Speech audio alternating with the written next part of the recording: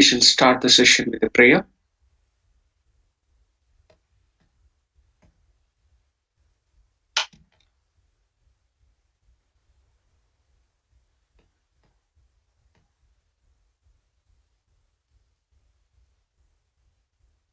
ॐ स्थापकाय च धर्मस्य सर्वधर्मस्वरूपिणे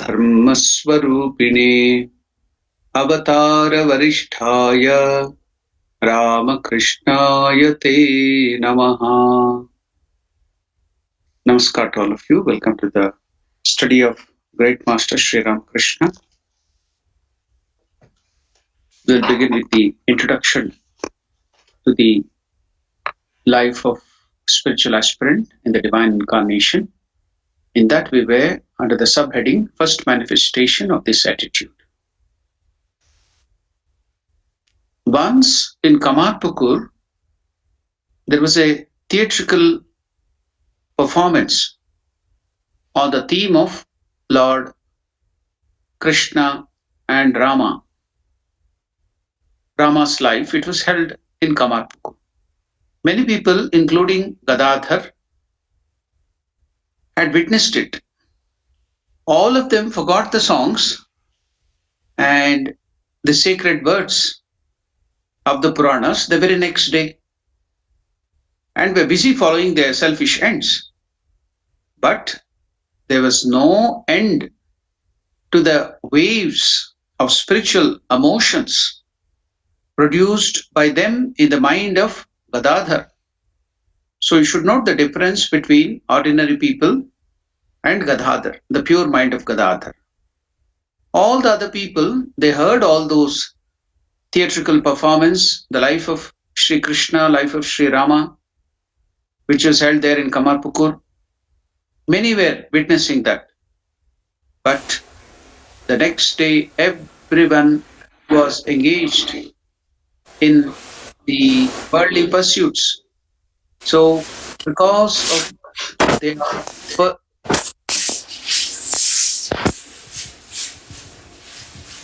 I'm hearing some mic sound. Can it be microphone be put off, please?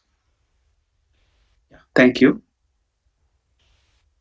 All of the people who had seen that theatrical performance,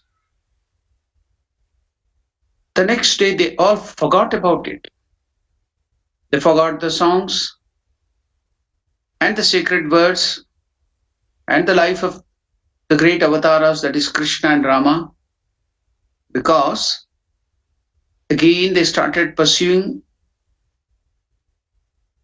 the selfish ends. Desires would drag them in search of the worldly enjoyments, earning money. So it was just lust and gold.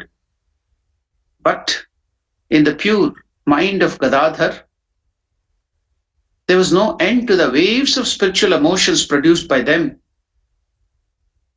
Gadadhar remembered all those things, whatever he had heard earlier, and he started living on those thoughts, on those imaginations, on those feelings from the life of Sri Krishna, Sri Rama, and other good things, good songs, good messages he had heard. Now, we have to learn from this boy Gadadhar. What are we supposed to do when we hear? We too are very similar to the people of that village. Hear so many good things from one ear and just allow it to go on in the other ear. This is our normal nature. So because the very next day we forget, we come to back to square one. We are the same old people. We don't take those teachings and start practicing it in our life. And then all these good things which we have heard should be lingering in our mind, and we should be enjoying the rest of the life in that feeling, or the reading or the meditation or thinking. The thought, major portion of our mind should be immersed in those thoughts of the Lord. But just like those other people of Kamarpukur, our nature is we will just again jump into the search of worldly desires, search of enjoyments, and forget everything about it. So we need so much of effort to bring back our mind to God. But the pure mind of Gadadhar, he's showing us. We know that the incarnations come here to help us, to show us, to guide us on the path of spirituality. So what did Gadadhar do? But there was no end to the waves of spiritual emotions produced by them in the mind of Gadai, because he was remembering again and again the words, the thoughts, the songs, all the great incarnations, earlier incarnations, the different sport and manifestation of the Lord, and he would be immersed in that spiritual emotions. So that was what Gadadhar used to do. Many times Ramakrishna used to tell, how are we to go to the pilgrimages? We go to the pilgrimage, we rush to the temples, we are not bothered about knowing about the Mahima or the special manifestation of God there in that place, in that temple. We just rush, elbow ourselves, go and have some the vision of the Arati or something there inside the temple, take some prasad, put some religious marks on the head, go for the marketing to get some cloths or some vessels, special vessels, and chit-chatting in the temple. Just we are busy in that. But how does Ramakrishna tell us, after all that thing, we after going to the temples and pilgrimages, We are not at all bothered about the manifestation of special manifestation of God in that special temple. So we will be worried about purchases, we'll be worried about marketing, getting some new clothes, and then we are not at all worried about the deity or the manifestation of God there, the divine manifestation there. So after all rush, after all elbowing, then we come out, then ask, which is the deity inside the temple? So we are just bothered about other things. But Ramakrishna tells when you go to some pilgrimages, you should fill your mind with the vision of the deity and the arati and the other things which you have seen have to be nicely kept in your mind. Then when you go back or while you are returning back to your house or on the way, you should start meditating on that aspect which you have seen in the pilgrimage. Then you have to keep it in your mind when you sit for meditation, all those things, how you saw the vision of that Lord, the manifestation of the Lord, the Mahima. Why is that special temple there? Is there any that center of pilgrimage, any reason for the manifestation of those things? All that thing you have to read, you have to hear, you have to see. When you go to the pilgrimage, then meditate on that and keep it until you go to the next meditation. Those things should be in your mind and you should be chewing the cud. You should be meditating on that. So that is called manana, shravana, manana, nididhyasana. So that's the Vedantic way of meditation. So this is what Ramakrishna used to tell when you go to the pilgrimage, these are the things which are to be followed. Likewise, you can see Gadadhar as a small boy, whenever he heard these great things, Ramayana, Mahabharata, Bhagavatam, and other scriptural things, stories enacted as dramas in the form of songs, in the form of dialogues, in the form of good teachings, everything he used to hear, keep it in his mind. And the next day he would be immersed in the thought, even while doing all the works. Major portion of our mind can be kept in that. We have heard one of the greatest direct disciples of Sri Ramakrishna, that is Swami Brahmananda Ji Maharaj, who was called the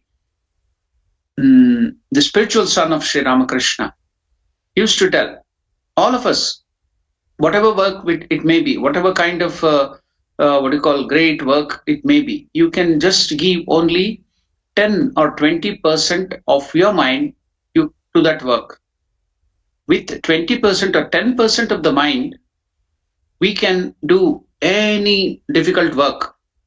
So the rest 80% of the mind is to be kept at the feet of the Lord.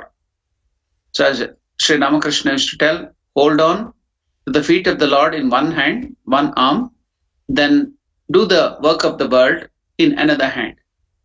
So likewise, major portion of our mind should be immersed in the thought of God. The rest of the work can become very, very interesting, and there'll be a lot of concentration and the quality of the work will improve if your thoughts are in that feeling of God, meditation on God. So only 10% or 20% of the mind is enough for doing all the toughest jobs of this world. Then what is to be done with the other 80% of the mind? You have to place it surrender it at the feet of the God. You should be meditating, and then you go on doing all the work of the world. So that is being shown here. The moment he used to see those theatrical performance, Gadadhar as a small boy, there was no end to the waves of spiritual emotions produced by them in the mind of Gadai. The boy now he would not keep quiet there. Now see, I always tell the story of that exhibition of the doll. So there was an exhibition of the doll, and many people had come to see that exhibition. There was one store whereby the king of that place had come to see the exhibition. He went to that particular stall. He saw there were varieties of dolls there.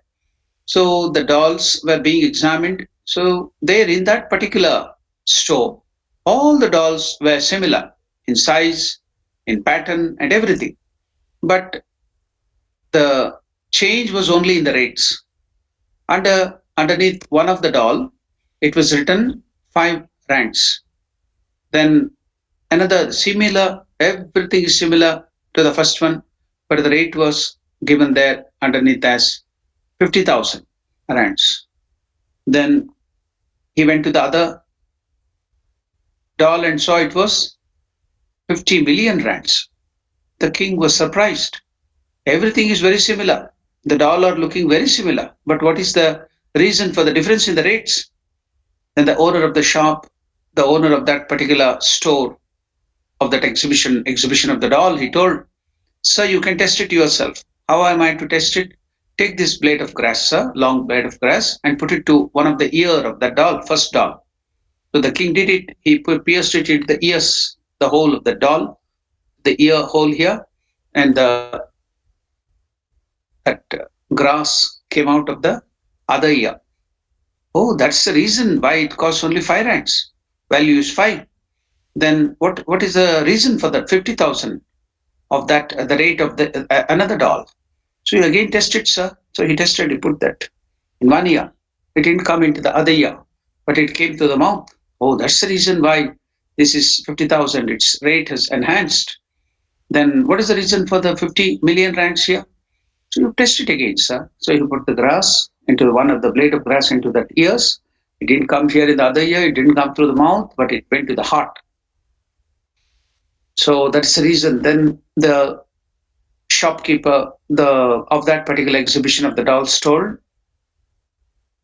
if we human beings hear all good things, many good things from our elders, from guru, from teacher, from the scriptures, from this ear, and give up through the other ear, our value is only 5 rands.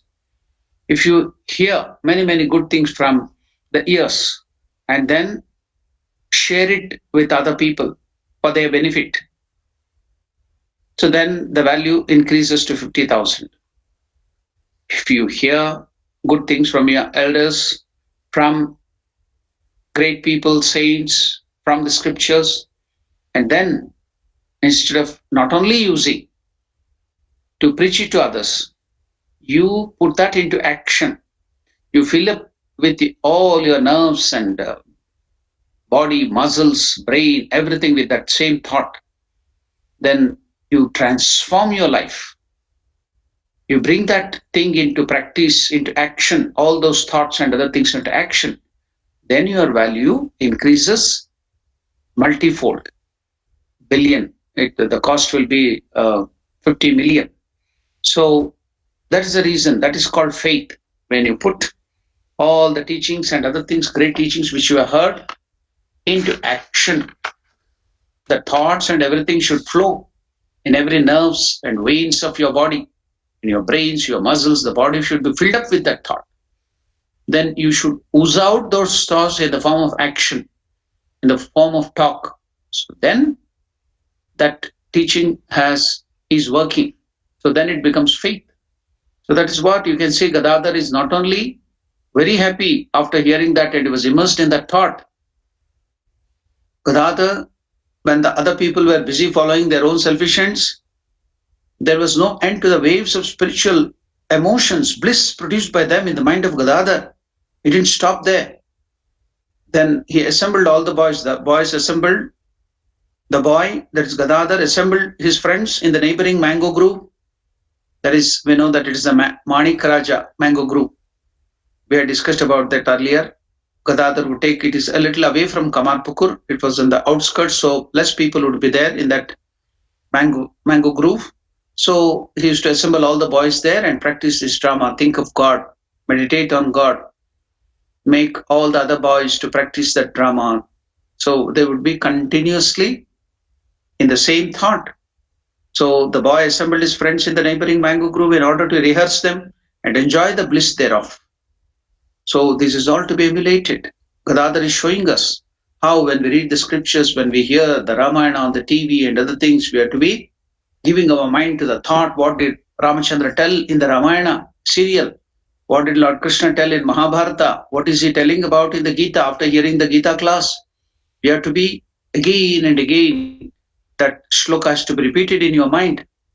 When I'm teaching the Bhagavad Gita or discussing about that, I go to the word to word meaning and explain that, and I tell again and again, these are the words of the Lord issued from the lips of the great Lord Sri Krishna, Bhagavad Gita. So please chant it after me. Please memorize it. But people will not be bothered about that. They will hear the lecture and they forget it everything. So we have to chant it. We have to memorize it. We have to go on meditating and thinking of that meaning, then your mind will be at a very high conscious state. So you can see how that boy Gadadhar is showing us the way. The boy assembled his friends in the neighboring mango grove in order to rehearse them and enjoy the bliss thereof. So what will be the result? You will be enjoying the bliss. He made all his friends get by heart, as far as possible, the parts of different characters of the play and took upon himself the leading role and began to enact the drama. Simple hearted cultivators ploughing in the neighboring fields were charmed to see the play of these boys and wondered how, after hearing them only once, they could get by heart almost all the words and songs of the play. Where there is will, where there is interest, then you can do anything. When you don't have the will, when you don't have the interest, then you give so many reasons to forget it or to make mistakes. But here, how could Gadadhar? Yes, he had special memory. How could the other people, other boys, learn it? Then get by heart because of the influence, satsanga, because of the company of Gadadhar, they would also get all these good things from him. So they didn't have so much of high memory like Gadadhar, but how could they get it by heart? Because of the company of Gadadhar. So others were surprised. How can they do? Why can't we do it? Why do we forget? Because we don't have interest. Our interest is somewhere else. So our interest is only in worldly pursuit, in the search of lust and gold. That's why we forget everything. So now the simple-hearted cultivators ploughing in the neighboring fields were charmed to see the play of the boys and wondered how, after hearing them only once, they could get by heart almost all the words and songs of the play. So if you too start creating interest, if you too start meditating or practicing it again and again through different ways, so then you too can get it, you too can improve your memory. So nothing is impossible. We have to start trying. That's why Krishna tells, by practice, constant practice, and by vairagya, giving up other things which distracts. So by vairagya and by constant practice, you can gain anything. There's nothing impossible to human beings. We have tremendous energy in us, only we are not utilizing that. At the time of his investiture, there's a sacred thread, investiture, that is the Yajnopavita Dharana. Upavita Dharana with the sacred thread. The boy, when he was 7 or 8, he persisted against the custom of his family and society that he must have his first ceremonial alms from a blacksmith woman, Dhani by name. Charmed with her affection, motherly affection and devotion, and drawn by her intense prayer, the boy brushed aside the restrictions of the society, snatched curry, sauce, etc., cooked by that woman of low caste and ate them with relish. In great fear, Dhani forbade him to do it, but could not make the boy desist because he would melt for the pure love and affection. So that is more important. God needs our bhakti, devotion. Krishna has told in Bhagavad Gita, Phalam Patram Pushpam Toyam, whatever you may give, fruits, if it is okay, if you can have enough money in your house, you can buy fruits and offer it to me. Patram, if you cannot, then leaves. We'll have bilva leaves, tulsi leaves, and many other good leaves. You can offer it. Pushpam, yes, flower also is available everywhere. If you can offer flower to me, well and good. Toyam, nothing is available, then do not worry. Water is in plenty.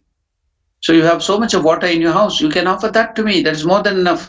But I'm not worried. Krishna tells, I'm not worried about the things you give. But what? Yome bhaktya prayachati. That verse, Krishna is telling, Yome bhaktya prayachati. It may be costly thing, it may be very ordinary thing. That is not what I want.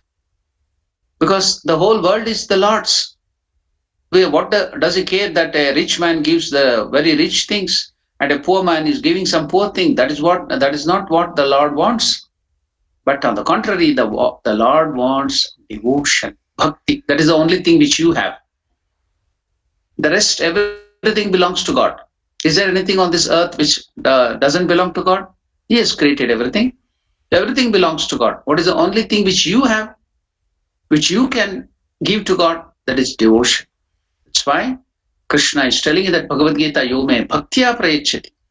Whoever gives anything with devotion, You may be knowing one of the nine Mars Shiva's saints in South India in Tamil Nadu is called Kannappan. So he was a hunter.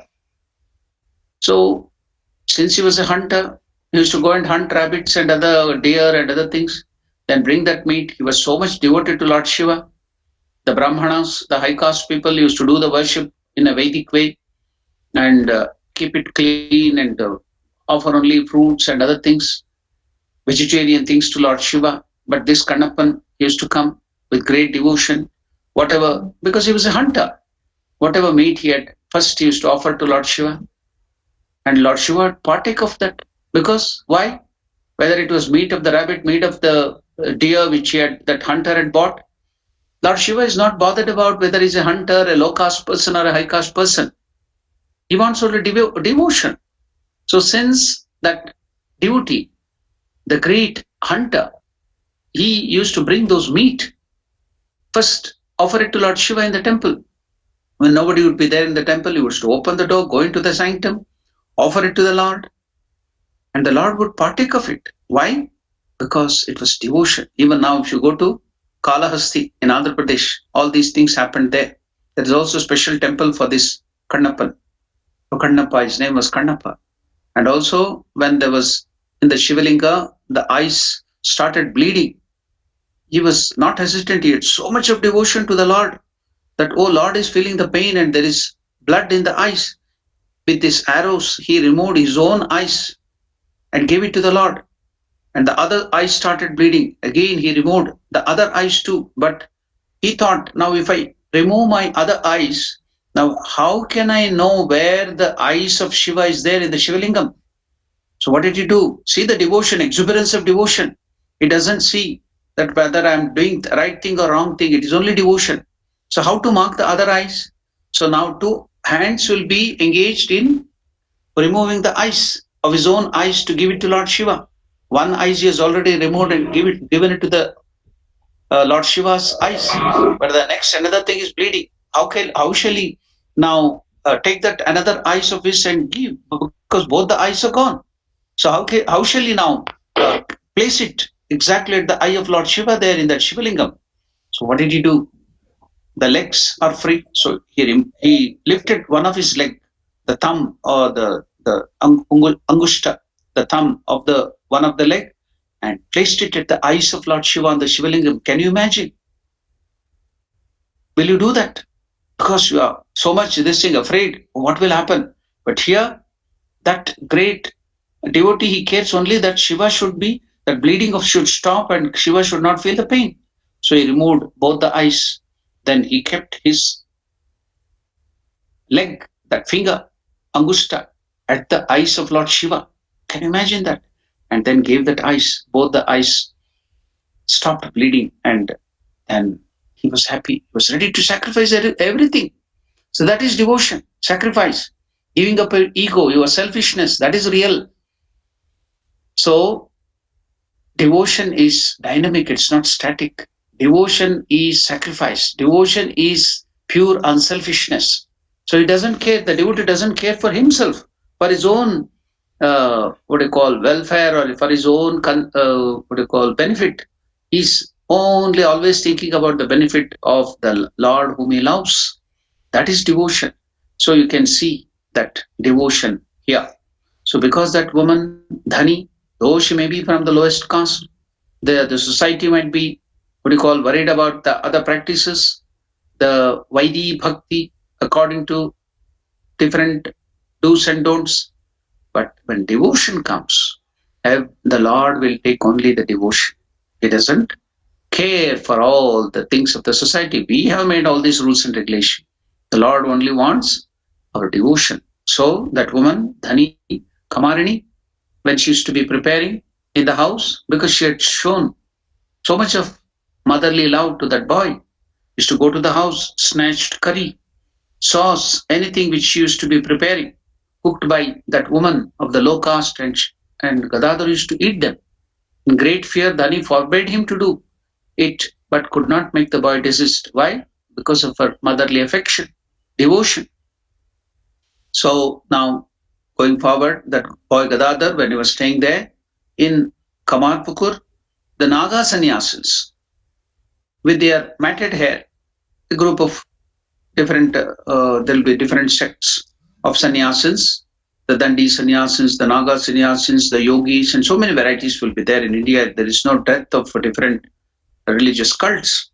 So the Naga sannyasin is one such sect with their matted hair and ash covered bodies always generate fear in the minds of people.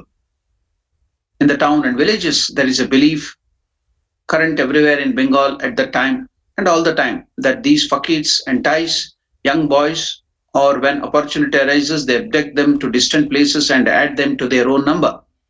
Group of such fakirs and bairagis travel daily in those days by the road to the south of Kamarpukur leading to Puri, the abode of Jagannath. They would come to the village, beg their food, rest there for a day or two, and then start for their destination. Although Gadadhar's friends, because the parents would have threatened them, don't go near them, they will abduct you, they may do something harm to you. So the parents wanted that the children should not go to them. So they would use that sadhus or bairagis or fakirs as a scarecrow. So they would, all the other children would be afraid of those sadhus. They would not go to those fakirs. So, but although Gadadhar's friend were afraid of these men owing to the prevailing beliefs about them, Gadadhar was above such fears. He mixed with a group of these mendicants as soon as he saw them and pleased them by his service and sweet conversation.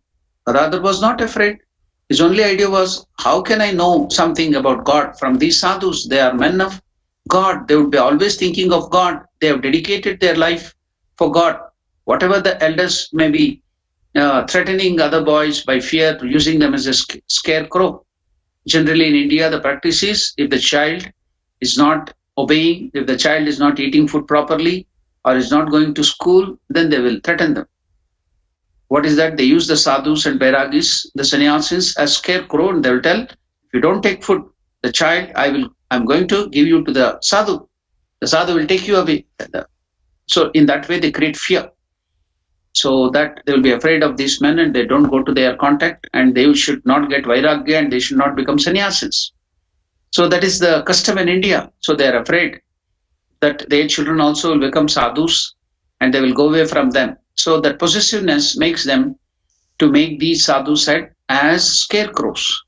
So they will use them as to threaten them. I have seen in India, we have so many Ramakrishna ashramas there.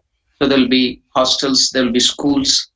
So if the boy is not obedient, if he's not taking good marks, so to make him take good marks or obey or do the work properly, studies properly, how do they use the ashramas? How do they use the sannyasis as scarecrows? They will tell, if you don't study properly, then we will put you into the hostel of the ashrama. We will put you into the ashrama. So afraid of that you will be put into the ashrama, the boy will start behaving properly and trying to read properly, study properly. So the sadhus, the ashramas are used as scarecrows. So whatever might be here, but Gadadhar never felt afraid because his only goal was to get things about God, to have their company, sadhu sangha, so that he can know, because they have dedicated their life for God. So he wanted to know more about God, know the truth. Search for the truth was his main goal. Although Gadadhar's friends were afraid of these sadhus, fakirs, owing to the prevailing beliefs about them, Gadai was above such fears. He mixed with the groups of these mendicants as soon as he saw them and pleased them by his service, sadhu sangha and seva, sadhu seva, and sweet conversation. He used to spend much time with them in order to observe their conduct and behavior. Sometimes, at their request, he would partake of the food they offered to their deities, the prasad which they used to offer. He used to partake of that. And returning home, he would report to his mother, Chandramani Devi, about his having done so. Desirous of imitating them, out of his admiration for their way of life, Gadadhar one day appeared before his mother with his body smeared all over with holy ashes and wearing a lion cloth, the kaupinam, and made in their fashion from torn pieces of new cloth presented to him by his parents. So he started imitating them too.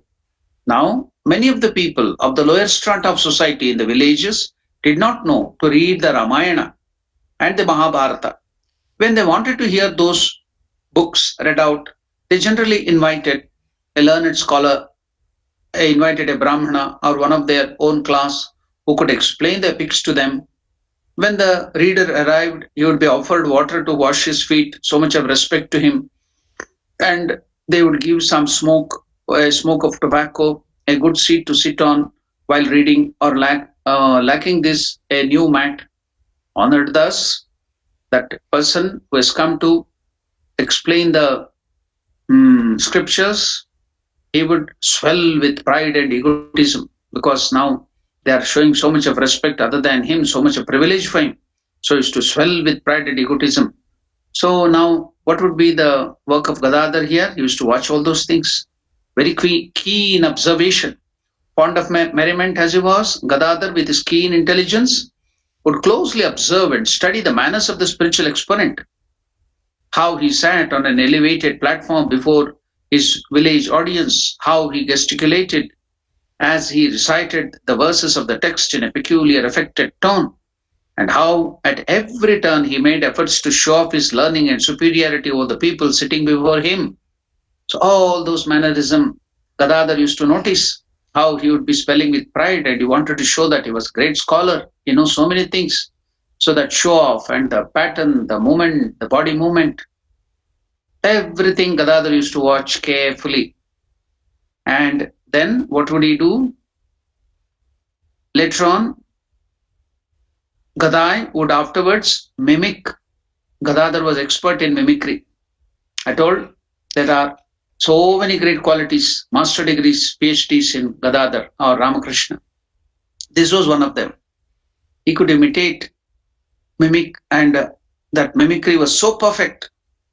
So nowadays, you see, if we measure the value of education by the amount of money they earn, there will be people now who do mimicry, who are what do you call standing comedians. They will be showing so many comedy shows, then recitation of stories and talks with they will mesmerize with their talks and the way, the body language and everything. You can see they will be the jockeys of so many FM radio stations and TV stations, news readers. So nicely they will read, they will talk. So if Ramakrishna had used his talent of good talking, telling stories and jokes and humors, not only that, mimicry, he would have become one of the best TV artists, and he would have earned millions and millions of dollars or rands. But Ramakrishna didn't use all these qualities to earn money or for the enjoyment, but he used it for realization of God, realization of truth. That is very important, the truth behind this universe. So Gadadhar would afterwards mimic. So this is also another speciality of Gadadhar, master degree, mimicry. So Gadadhar afterwards would mimic the mannerism and the voice of the man, causing peals of laughter and great merriment among the people. So he used to make all the people of Kamarpukur, the poor people, so much of entertainment, pure joy, pure entertainment. They used to laugh. The peals of laughter would be there when Gadadhar would mimic. Later on too, Ramakrishna, when his direct disciples would come there, the young boys, he used to say jokes and mimic and do all those things in such a way that the boys couldn't contain all these direct disciples like Narendra, the Swami Brahmananda, that is Rakhal. Then Shardanandaji's earlier name was Sharat Chandra. So like that, all these Shashi Bhushana Chakravarti, all these boys maybe they were of 15 or 18 or 20 years at that time. So when Ramakrishna used to mimic, he used to make jokes, cut jokes, they couldn't contain the laughter. They used to fall on the ground, it seems. The direct disciples would tell. Seeing Ramakrishna mimic all those things and doing jokes, so these boys, young boys, used to fall on the ground, catch hold of their stomach and roar with laughter. That would be the way, the perfection with which Ramakrishna could mimic and also tell jokes and humors and stories. So Gadadhar would afterwards mimic the mannerism and the voice of the man, causing peals of laughter and great merriment among the people. By a study of these facts of Master's early life, we realize the nature of the mind. So why are we telling all these things? Why is Shardanandaji Maharaj telling all these characters of Gadadhar here? Now he's making us to study these facts of the Master's early life. We can then realize the nature of his mind, how it was suited for sadhana, how this aspect of the mind could be used for thinking of higher things, to meditate on the truth. So the nature of the mind with which, so Ramakrishna's, the Gadadhar's mind is being studied, with which he was equipped to undertake the spiritual discipline. That's the reason why Sharadananda Maharaj is giving all this explanation of the childhood to show that how his mind, Gadadhar's mind, the pure mind, was equipped in such a way to undertake spiritual disciplines. So, by this study, we can also understand how we should prepare our minds for sadhana. While we are doing sadhana, while we are going progressing spiritually, what is the way by which we have to prepare our mind? How should be our attitude? The way we have to progress forward in spiritual life. So that is the reason why the study of the nature of Gadadhar is being done, so that we too can imitate, we too can learn, we too can make our mind to such a way by which we can progress forward in spiritual life. So here Sharadananda Maharaj is telling, by a study of these facts of Master's early life, we realize the nature of the mind and with which he was equipped to undertake spiritual disciplines. That is very, very important. We feel that such a mind could not but accomplish. Why? Why are we studying all these things? Because we feel that such a mind could not but accomplish whatever it undertook, would not forget whatever it heard, and would at once throw away mercilessly whatever it came to know to be an obstacle in its path to the realization of its desire end. So, whatever Gadadhar would take up at that time, he would be so keen, so much focused.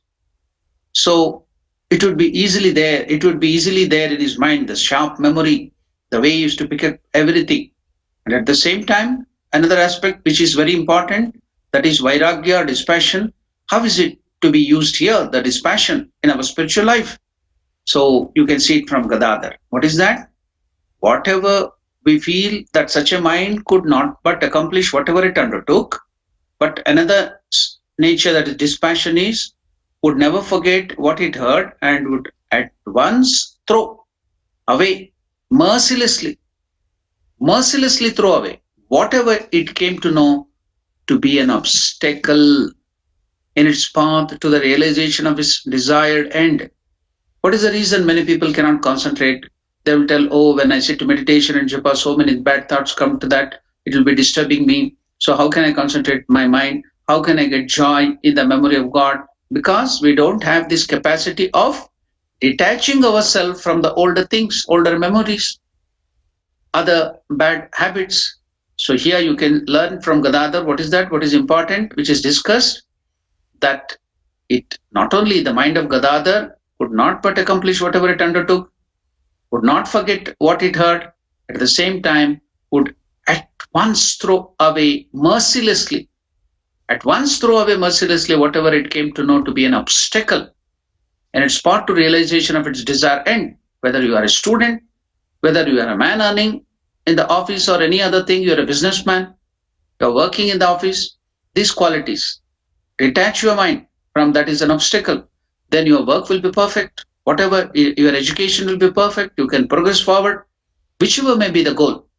And in spirituality, that would be the wonderful tool for us to go forward. So that's what here Gadadhar is showing. Mercilessly, you should throw away whatever will come, whatever we know that is an obstacle in the path of realization of our desired ends. That's why when describing about the perfect mind or the concentration of the mind, Swami Vivekananda used to tell, concentration of the mind is not only just attaching yourself completely to something, but also the special character or nature of the mind by which you should be detaching also from that. Not only attaching our mind and focusing it on that, because when we have some interest, when we have some desire, we can do that. But the only problem is you cannot detach from it. So this way, from whichever is against the search of the truth, to detach from that, throw it away from your mind. That is also very important aspect. So not only attaching your mind to God and concentrating, that is very easy, because whenever there is interest and if it is worldly thing, worldly desires, say suppose you want to watch some movie, so much of concentration you can get. When you want to watch something, worldly and other things, as sense objects, which will titillate your senses. You'll get so much of concentration. Even now, you are feeling slow, sleepy. It is midnight, 1 o'clock. You want to sleep. But when some worldly things come there, your concentration will increase. You'll get attached to that, hooked to that. You can't come out of it. You'll continue. Why? Because that is worldly object. Even at the midnight you can do. But when it comes to other things, you'll give so many reasons. In Hindi, it is called bahana, giving so many lame excuses to escape from that. But here you can see, learn from Gadadhar. What is that? Shardanandaji is explaining about the mind of this thing, Gadadhar, whereby we can also develop that character by which we can move forward very quickly in spiritual life. What should be the state of mind? So, a sadhaka should equip his mind in this fashion. What is that? We feel that such a mind could not but accomplish whatever it undertook, would never forget what it heard, and would at once throw away mercilessly. That's very important aspect of the mind. Throw away, that is detachment. Just give it up. At once throw away mercilessly whatever it came to know to be an obstacle in its path to the realization of its desire. And whichever state, whichever field of knowledge or anything you are doing, Sharda Devi, excuse me, Jai Ram Krishna. So it would just throw it away. That was the speciality of Sri Ramakrishna. So it would, Gadadhar would throw away mercilessly whatever it came to know to be an obstacle in its path to the realization of its desire. And we realize that such a heart would perform all actions in the world, placing firm reliance on God, on oneself, and on the divine nature hidden within all human beings. No ideas having the slightest tinge of narrow mindedness would be acceptable to it, let alone mean impure ones. And love, purity, and compassion alone would regulate it all the time in all matters. So, this is how we have to train our mind. We'll go to that aspect of Gadadhar's mind again. We realize that such a heart would perform all actions in the world, placing firm reliance on God. This is what we have to learn. What is that? The heart, our heart, should perform all actions in the world, placing firm reliance on God, surrendering our mind to God. Do all the actions, but know for certain you have to surrender at the feet of the Lord. Everything is happening according to the will of the Lord. So now you may be facing so many problems because of pandemic and other coronavirus. So do not worry, fight it out, do all your work. But what is the important thing? Placing firm reliance on God. God will protect me. Why should I fear? So that firm reliance of God. Whenever, whichever state you are, whichever condition you are. Now we are in difficult condition, okay, that will help us. But even in ordinary condition, this should be the state of the mind for a sadhaka. So what is the other aspect of Gadadhar's mind which we have to study? One is the firm reliance of God, whatever you do. And another thing, and or the divine nature hidden within all human beings. You should have the firm faith, reliance, that is Atma Shraddha, self-confidence. What should be the confidence that it should have? On the divine nature hidden within all of us. So we should have faith in that, Atma Shraddha, firm belief, self-belief that divine nature is hidden within all of us. No ideas having the slightest tinge of narrow-mindedness. So we should give up that narrow-mindedness. And what is the other thing which Gadadhar used to depend upon? So Gadadhar's another aspect of the mind was compassion, love, purity. So should be these three things: compassion, love, and purity alone would regulate it all the time in all matters. And not only that, it would give up even having the slightest tinge of narrow-mindedness, that would be given up. So we have to give up our narrow-mindedness, should become broad. So let alone mean impure ones, but it should be guided only by love, purity, and compassion alone would regulate the mind of Gadadhar in all the matters. It will also be realized that no idea either within his own heart or within those of others would be able to deceive him by disguising its nature. While proceeding to study his sadhanas, it would help us understand their uniqueness if we closely remember what has been said about the constitution of his heart and mind. By studying the heart and mind of Gadadhar, that would help us progress in sadhana because our mind will also get prepared. We can also try to emulate that, imitate that, and get that nature gradually, little by little. So many of our questions, why we don't get concentration, why don't we get joy while doing sadhanas? So answer, you get it here. Prepare your mind like this. Prepare your personality like this, like that of Gadadhar. Then you can also progress very fast in spiritual life. That's why we are studying. The more we study, go deeper, think on this, meditate on this, cogitate on this, then you can see your mind will grasp everything and go forward in spiritual life.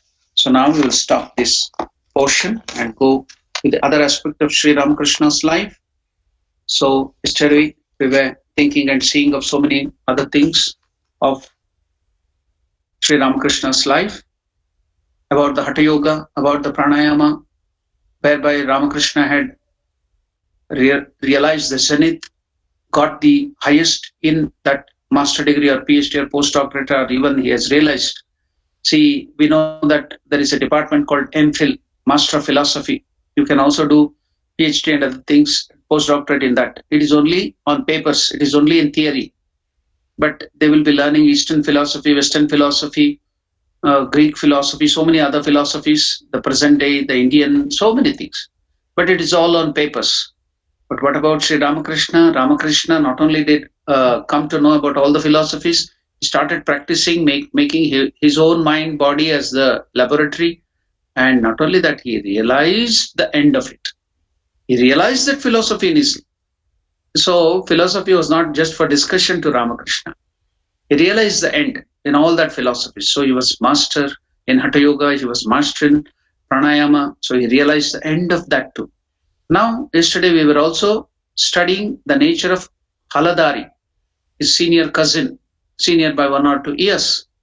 So now we were yesterday discussing about his nature. See, with Ramakrishna, we see so many characters coming there and staying with him, like this Haladari, Hriday, and what do you call the other person, Hazara. So many other people would be there. There are different special characters. So Ramakrishna had kept them with him for us to study their nature, because that nature will also be in our heart, in our mind. We will all of us have such nature. So whereby our mistakes can be found out. What is the lacunae there? Then we can improve ourselves. Like that, around Ramakrishna, we can see so many such peculiar characters. So those characters are nothing but the prototype of our mind, different characters in our mind. So when we see them, how they behave with Sri Ramakrishna and how Sri Ramakrishna is telling about them, then we can address our own problem, all those characters in our mind, and then we can rectify that and go forward. That is the reason Ramakrishna used to have such characters around him. So many such peculiar characters were there, like this Haladari, then Hriday, then what do you call in Gospel of Sri Ramakrishna, find this Hasra, and so many other special Mahimacharan. So let us study about this special character called Haladari. So what was the nature of Haladari? Always he was assailed by doubts, doubting Thomas. We will also have this nature in us, the character in us, doubting Thomas, always doubting. Always assailed by doubts, Haladari's mind could not come to any assured conclusion about the master's real state and kept oscillating between regard and pity.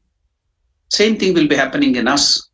We cannot comprehend the avatar Purushas, about the great incarnations. It will be our mind, this character will be there in us too. It will be oscillating.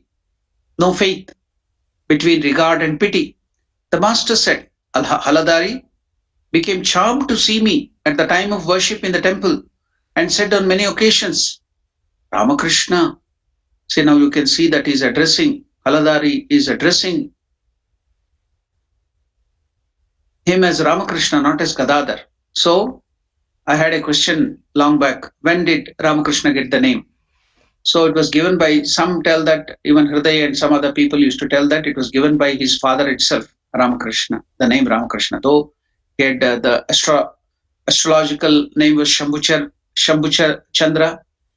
Then the other name, because he was born by the grace of Gadadhar Vishnu, telling that I will be born as your son. So he had in his childhood named as Gadadhar. Then they were calling him Gadai. But the name Ramakrishna also came in Kamarpukur and was given by Ramakrishna himself. That was what we heard. We have heard from some of the books and some of the replies from of what we call Hridaynath. So here you can see Haladari. When Ramakrishna was young, there the pujari or the priest and the sadhaka in in Dakshineshwar, is addressing him as Ramakrishna. So this name was quite earlier. It was not later on. So now this Haladari is addressing Ramakrishna. I have recognized your real nature. I know you cannot escape this time. I know who you are. I've recognized your real nature. To that, Ramakrishna is telling, I often replied jokingly, be aware lest you should get confused again. Because doubt, Haladari, it would be oscillating about Ramakrishna between regard and pity and devotion. Now, when Ramakrishna would tell, be aware lest you should get confused again, then Haladari would say, you can by no means throw dust into my eyes anymore. There is surely a charge of divinity in you. I have understood it thoroughly this time. I means here Ramakrishna heard these words and said, very well, let me see how long the conviction lasts. Let me see how long your conviction will last about me. When, however, Haladari, often finishing the service in the temple, after finishing the service in the temple, taking a pinch of snuff. I think many people may be knowing what is snuff. Modern day people will not be knowing it. So it is just powdered tobacco that will be in a small dabba, or that box, small box, cylindrical box. So there'll be that powdered tobacco or pasted tobacco. So that pasted or powdered tobacco will be taken and they would put into the nostrils, inhale it, and that goes and mixes up with the epithelial cells in the nostrils, and it will be absorbed into the bloodstream, and then that intoxication or whatever you have, that caffeine, not caffeine, it's nicotine in this, the intoxicant will be there in that tobacco. So that will go to the bloodstream and enter the brain, and it will make your mind alert because of that. So the smokers smoking tobacco, that is the cigarette and the BD or something else, that's the reason that goes to the lungs, and from there it goes to the bloodstream and goes to the brain. Likewise here, snuff also, that would go directly to the nostrils. And some people make this tobacco that's called khaini and other things somewhere in part of Orissa, Bengal, and that area. They'll make it a paste and put it on the, what do you call this, enamel. So from there, the bloodstream will absorb it inside. So there are so many ways of using this tobacco. So one is this snuff.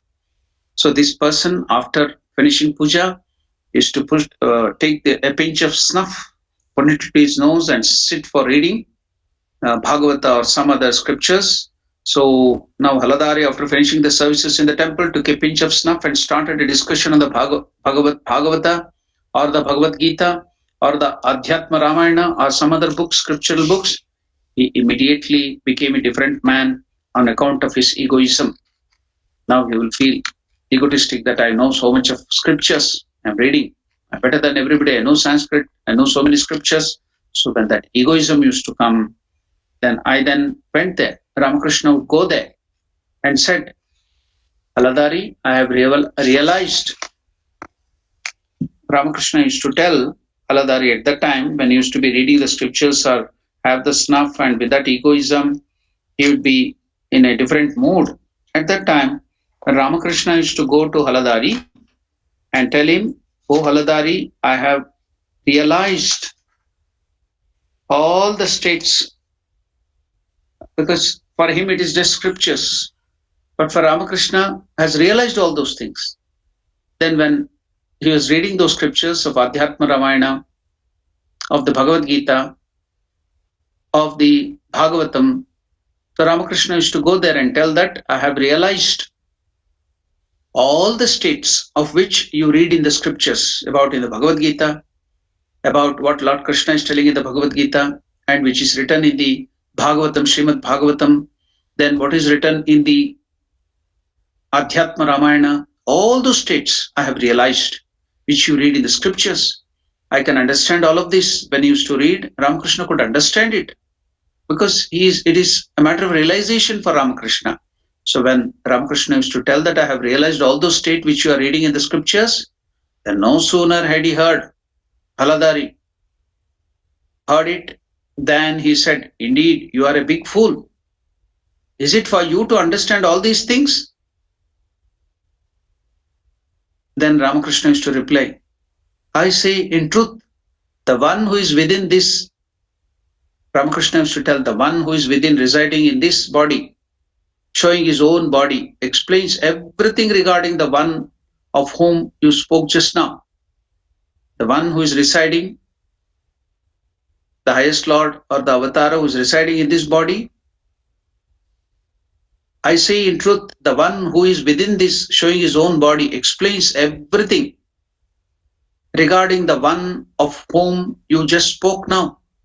Hearing this, Haladari got irritated and said, away with you, you big fool.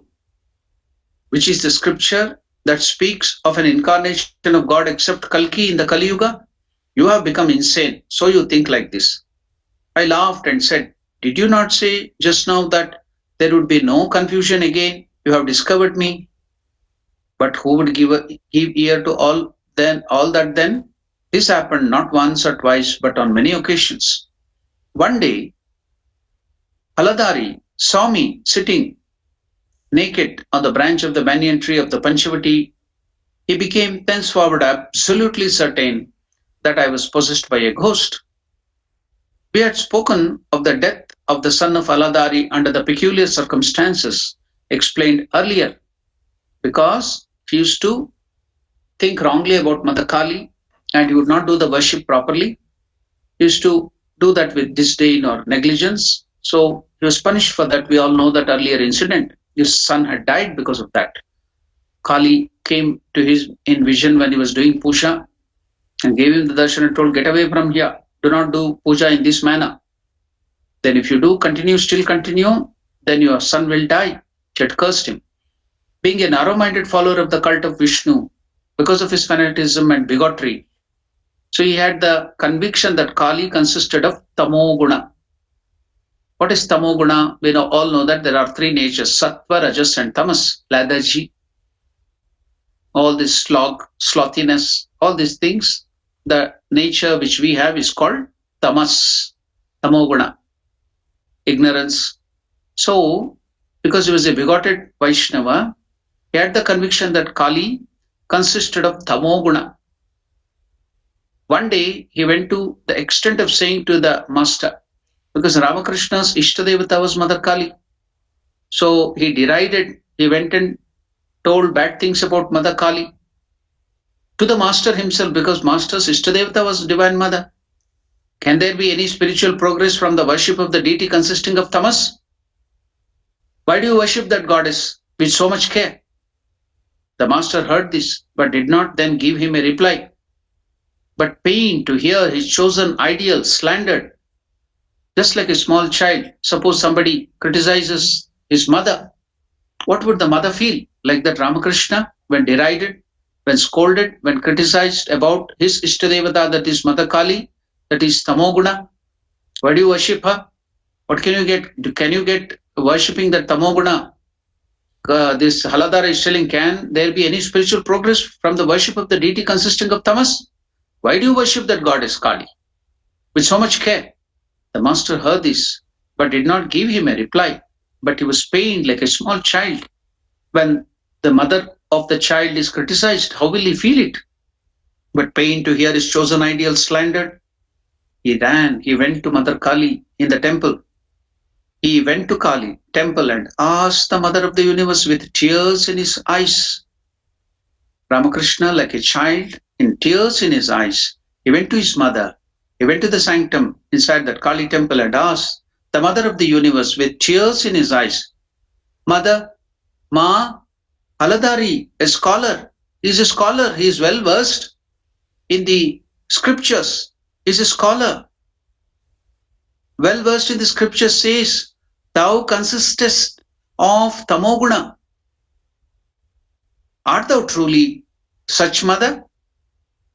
Are you of that tamoguna? Haladari is a very great scholar. He is well versed in the scriptures.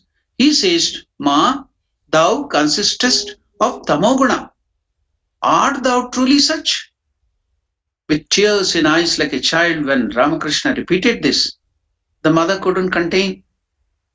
When he was told then the real truth about it by the Divine Mother herself, then Divine Mother manifested before him and consoled the small child. The mother consoled Ramakrishna. The Divine Mother, when she gave him the vision immediately, when he was told the real truth about it by the Divine Mother herself, then Ramakrishna was filled with joy and ran immediately to Haladari. He ran immediately. My mother has explained it to me. She is not Tamoguni. She is not only Tamoguni. He ran with joy, just like the children. If they are convinced about the greatness of the mother, they wanted to explain, they run and then shout and tell. Like that, Ramakrishna ran back. When he was told the real truth about it by the Divine Mother, he was filled with joy and ran immediately to Haladari, jumping then straight on his shoulder. He said again and again in an excited voice, you say, mother, my mother Kali consists of tamas?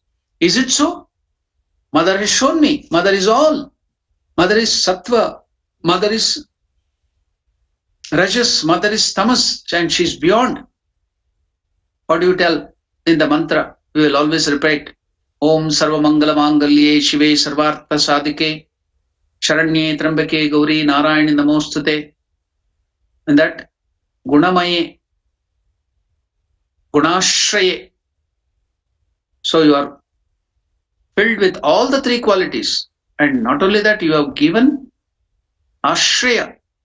You are the source with which all these three gunas can exist, and you are beyond that, the Parabrahma Swarupini. So we all repeat that in the scriptures in Chandi, telling all those things, but we don't have faith in it. We don't understand it. We're just like parrots repeating the names. So just like parrots, mechanically we repeat it. We do not know the meaning. So here, everything is shown to Ramakrishna by the person who dwells inside. Ramakrishna is telling to Haladari, all that is in the scriptures, I can understand. It has been already shown to me by the one who is residing within. And when he scolded that it was Tamoguni, your mother Kali, why do you worship her? Then he ran and mother showed him. What is that? The essence of the scripture is shown to him. Then he's telling it to Haladari now. Let us see what Ramakrishna is telling to Haladari about his mother. When he was told the real truth about the Divine Mother Kali, he was filled with joy and ran immediately to Haladari, jumping then straight on his shoulder. He said again and again in an excited voice, you say my mother Kali consists of only tamas? Is it so? Mother is all. Mother is all. She has become the three gunas. She has become all the three gunas. And again she is the pure sattva guna. Haladari then had his inner eyes opened because of the touch of the master. Haladari's inner eyes opened because of the touch of the master. She has become the three gunas, Trigune, Trigunatmika Devi. And again she is the pure sattva guna. Haladari then had his inner eye opened, as it were, by the words and touch of the master. In that ecstatic condition, seated then in the worshipper's seat, Haladari accepted heartily what Sri Ramakrishna had said, and having seen the manifestation of the Divine Mother herself in him, in the person of Sri Ramakrishna, he saw the manifestation of Divine Mother. He took a handful of flour. Haladari was seated in the sanctum of Radha Govinda and he was worshipping Lord Krishna there. So when he saw the divine manifestation in Ramakrishna, Haladari accepted heartily what the master had said, and having seen the manifestation of the Divine Mother herself in him, Haladari took a handful of flowers mixed with sandal paste and offered with devotion at his lotus feet. Shortly afterwards, Hriday came and asked him to Haladari, Haladari, uncle, do you not say that uncle, my uncle Ramakrishna, is possessed by a ghost?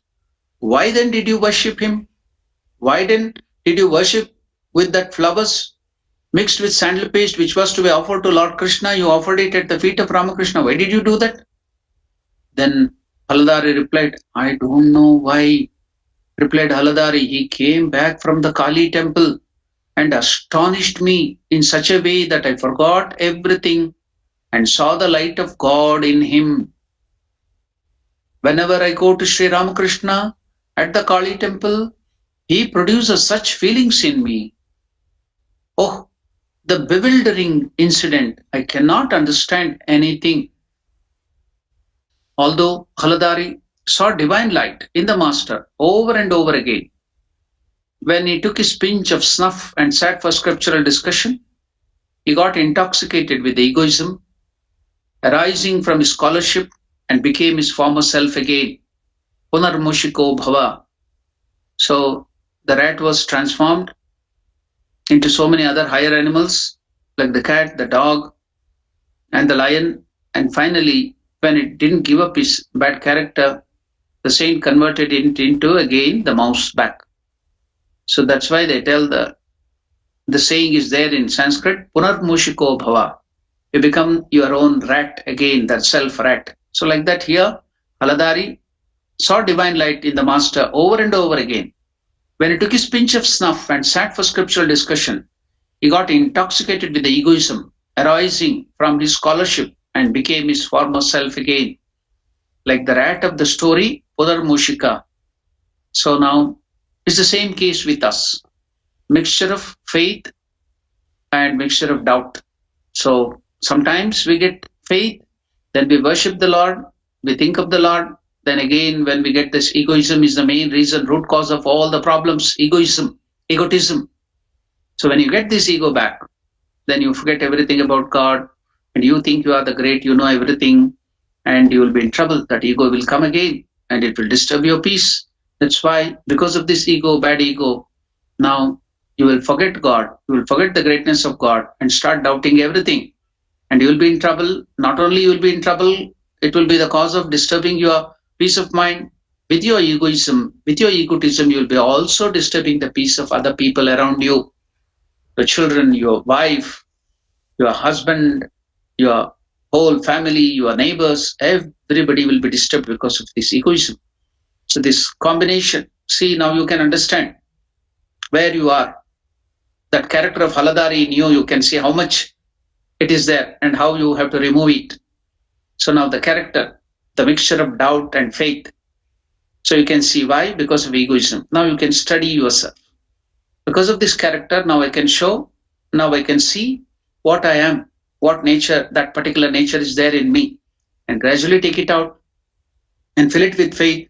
Remove that doubt, the doubtful person, the doubtful Thomas who is in you, so that you can progress forward in spiritual life. That egoism, the doubt will not allow you to go forward life in spiritual life.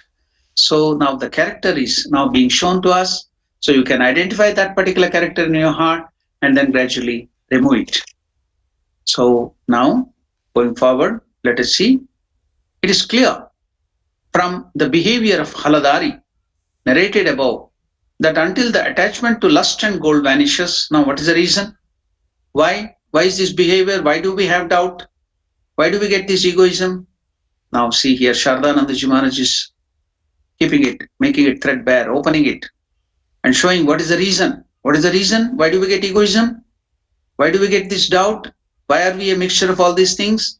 Because Shardanandaji is telling that it is clear from the behavior of Haladari, and not only Haladari, us too. This is all for us. We are studying all these things to see, not to find fault in Haladari. That is not the reason. What will we gain by seeing finding fault with Haladari? So it's only for us. We should do all these studies. We have to do the introspection, not to find fault with Haladari. That is not our intention. To see where am I? Where am I? What's my position? What is the position of ego? How much doubt do I have? How much faith do I have? It's for introspection. So now, Shardanandaji Maharaj is making it clear. It is telling it is clear from the behavior of Haladari, narrated above, that until the attachment to lust, that intense desire to enjoy this worldly thing, attachment to lust and gold, greed, intense desire for lust to enjoy this world and gold, that is greed, vanishes. The practice of external cleanliness and the knowledge of the scriptures are not much of avail and cannot produce in man the knowledge of the ultimate truth. Why? Why are we not getting joy while we are doing sadhana? Why so much of doubt persists? Why are we in problem? Why don't we get joy? Why don't we get concentration? Why don't we progress in spiritual life? Now, Sharadanandaji Maharaj is kept it clear, made it clear. Why? It is clear from the behavior of Haladari. So, is a character here for us. Why? What is that amount of Haladari is in our heart? Now you can see to what extent Haladari is manifested in you. So, narrated above that until the attachment to lust, intense desire to enjoy this world, worldly objects, and gold. What is gold? It is greed. Vanishes. The practice of external cleanliness. You may take bath 10 times a day. You may wear the best clothes for the puja. You may doing all the cleanliness, all the other things. So all external cleanliness and knowledge of the scriptures. You may be pouring and pouring over the scriptures. You can quote from anything. But unless you put it into practice, take that into your life, take the essence of that into your life, the knowledge of the scriptures, the external cleanliness, it is useful. It's gradually removing, but you should be conscious of it to remove these things. What is that? It is of not much avail and cannot produce in man the knowledge of ultimate truth. Why? What is the obstacle? Kama, kanchana, lust and gold, ego, doubt. These are the things which will hamper, which will not allow you, it will not give you concentration. Doubt, egotism, your ego, then this intense desire to enjoy this world. Then another thing is the greed, want to get more and more position, power, name and fame, money, wealth. This will not allow you to go towards God.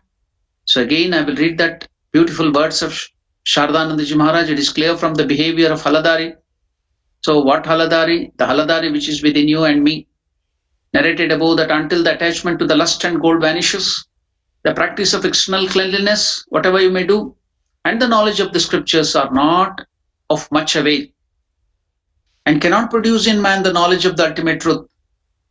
Looking upon the poor people who came to take prasad at Dakshineshwar temple, the poor people, the beggars, the low caste people, they were given a separate line to take prasad. So looking upon the poor people who came to take prasad at the Dakshineshwar temple as Narayana himself, because Ramakrishna had realized that Narayana or the Lord, the highest Lord, is present in all the living beings. So when you realize, when you see, it's not just hearsay. It is not that you have just heard from the scriptures, but you have realized in yourself that in all the living beings, in all the living creatures, it is Narayana alone who is present. Then how can you make the caste distinction? How can you make the low and high distinction? How can you make the distinction that you are great and that person is inferior? How can you get something privileged for yourself? How can you demand something higher thing other than others? You compare yourself with others. He's low. I'm educated. He's uneducated. He's poor. I'm rich. I'm from the high caste. See the Ashtapashas. You can remember the work of Ashtapashas, how they bind us and will not allow us to go towards God. So now you can make use of it in sadhana life. You can see how it are obstacles, how you can remove it. So now what happened? Looking upon the poor people and the low caste people and all the people, beggars who used to come there and who used to receive prasad of the Lord there, our Divine Mother Kali in Dakshineshwar temple, they would be given a separate pankat, a separate line for them to sit and take prasad. So what would Ramakrishna, after the sadhana, realizing and seeing God manifested in all the living beings, in every living beings, looking upon the poor people who came to take prasad at the Dakshineshwar temple as Narayana himself, God himself, the master, as we said before, ate a little of the remains of the food left in their plates, the uchishta, the juta plate. After those beggars, the poor people, the low caste people had taken the food, the leaf will be left alone there. On the leaf plate, there will be some food particle, remaining particle.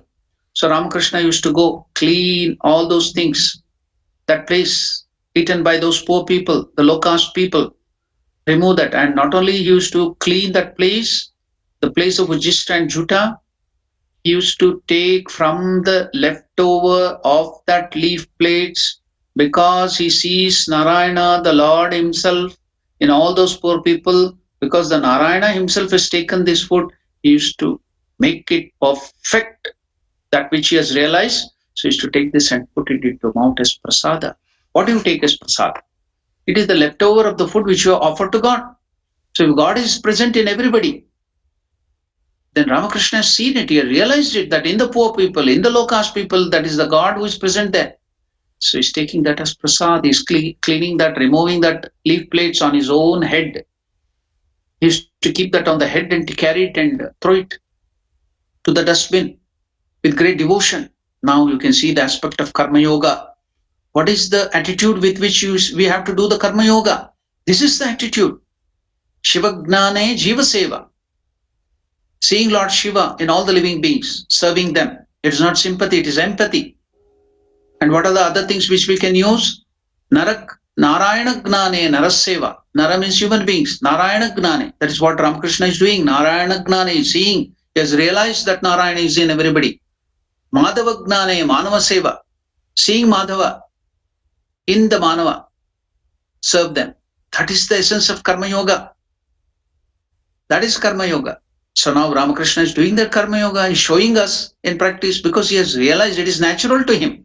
For us, we will practice it as sadhana, whatever he has shown to us. So, looking upon the poor people who came to take prasad at the Dakshineshwar temple as Narayana, God himself, the master, as we said before, ate a little of the remains of the food left in their plates. Annoyed at this Haladari because he was very proud of his high caste, that he was a Brahmana. He was into that thread ceremony investiture, so he had that Yagnopavita. So he thought he's from the superior caste and he's above everybody. But he had that ego. So he got annoyed when Ramakrishna did this act of cleaning that place. Annoyed at this, Haladari said to him, I shall see how you marry your children. In future you will marry and you will have children because you are breaking all the caste rules and other things. You are not at all respecting that you are a great Brahmana and you are going and touching the leaf leftover of the poor people, the low caste people. So you got so egoistic.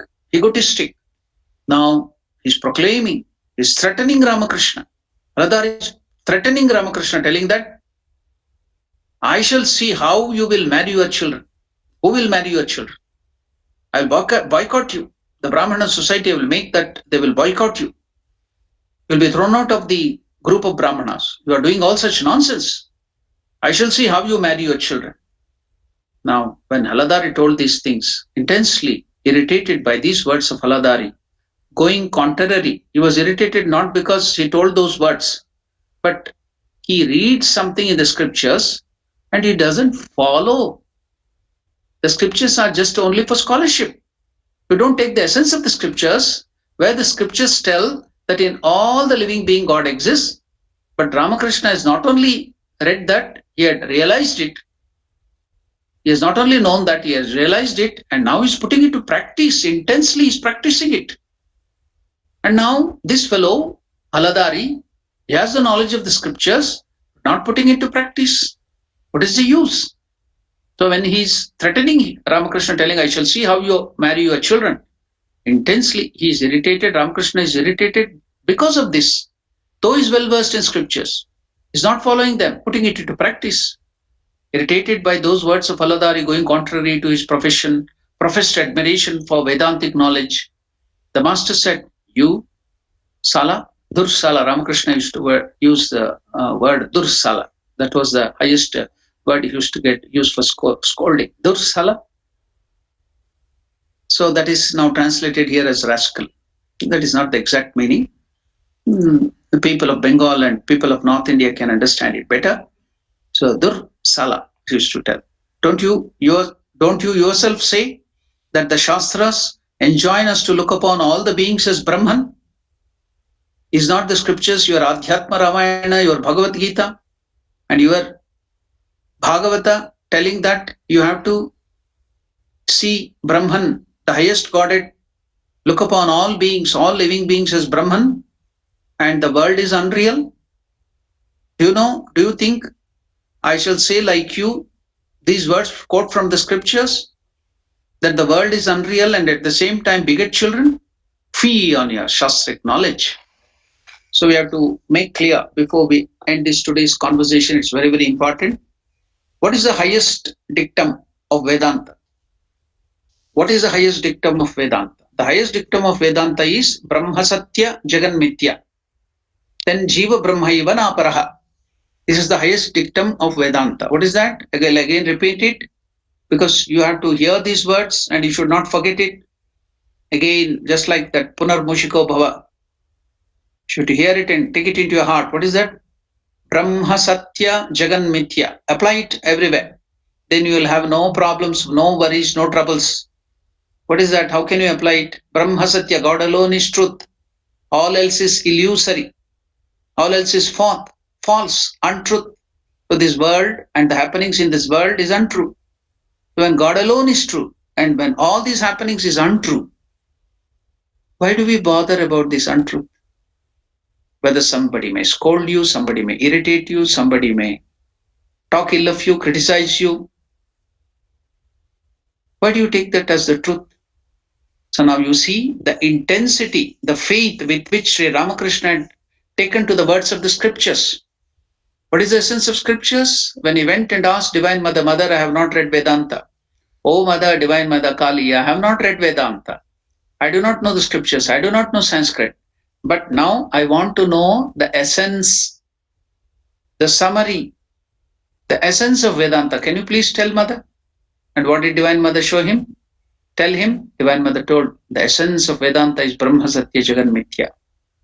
God alone is true. All else is illusory. And what is the other thing? Jiva Brahmaiva Naparaha.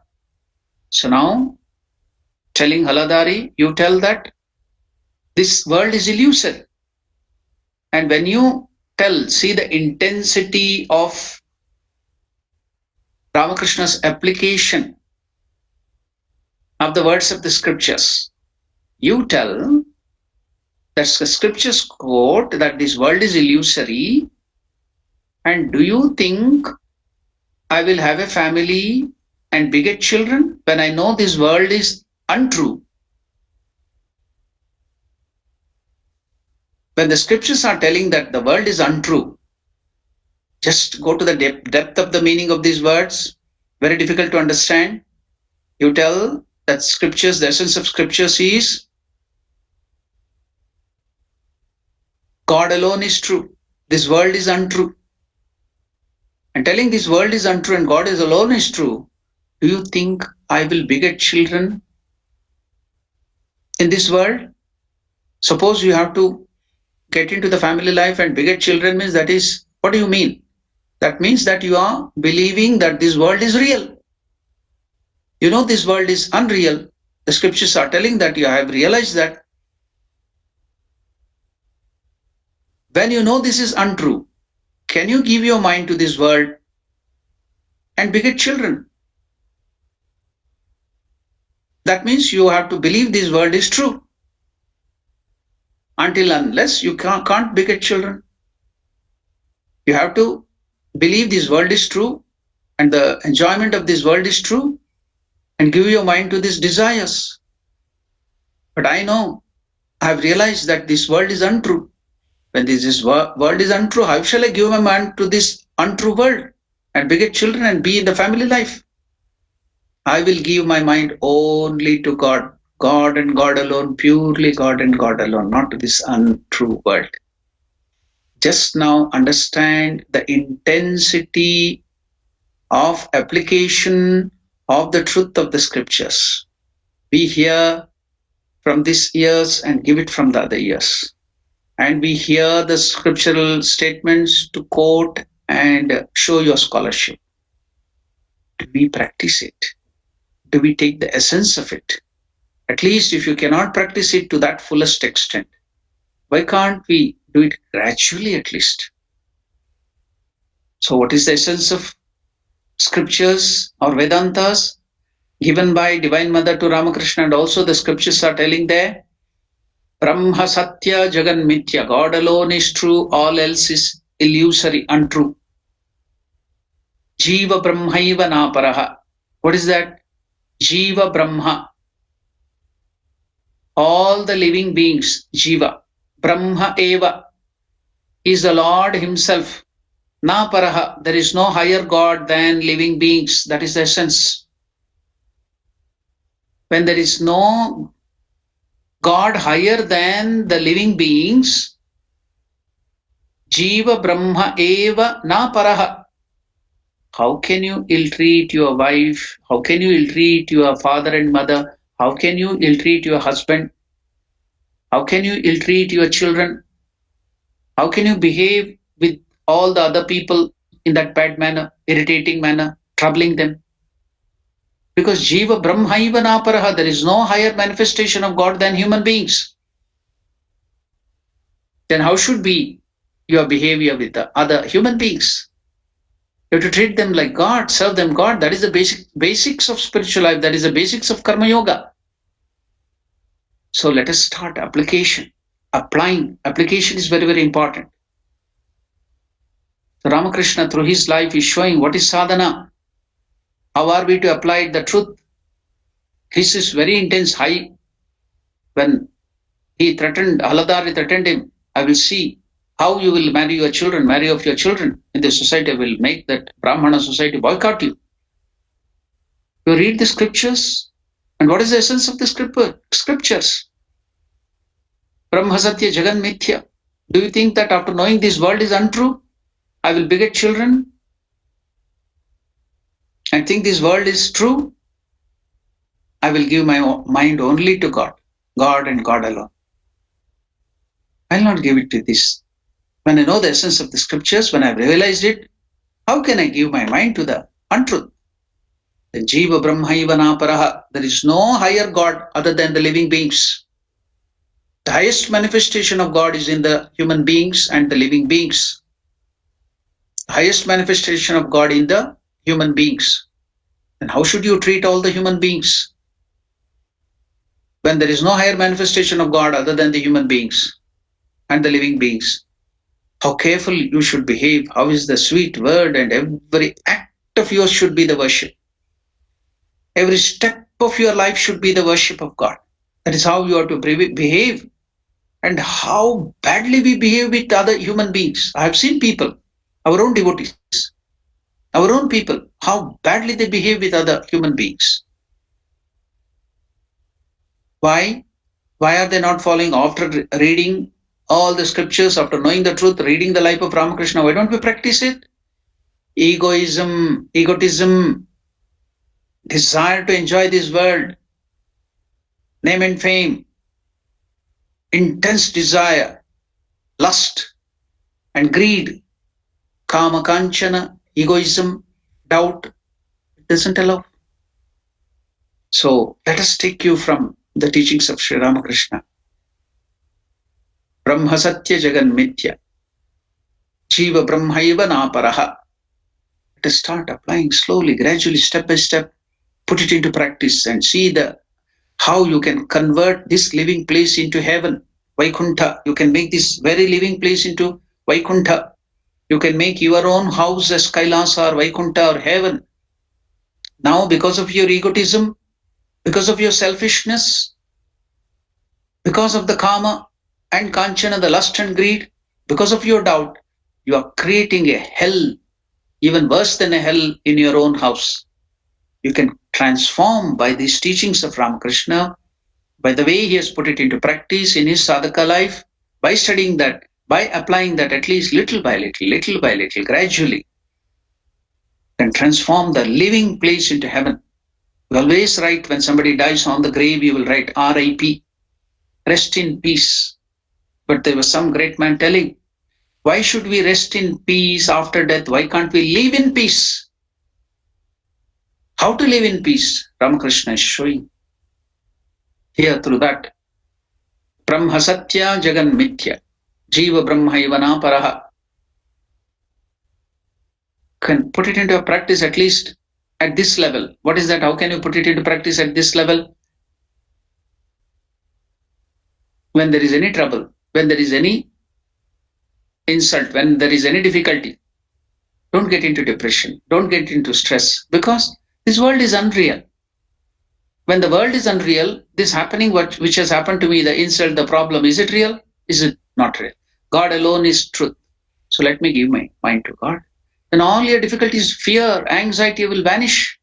If you take this and put it into practice, then Jiva Brahmaiva Naparaha. Then when you see God, there's no higher God than the manifestation. You can see God in your child, in your children. You can see God in your father, mother, husband, wife, neighbors, everybody.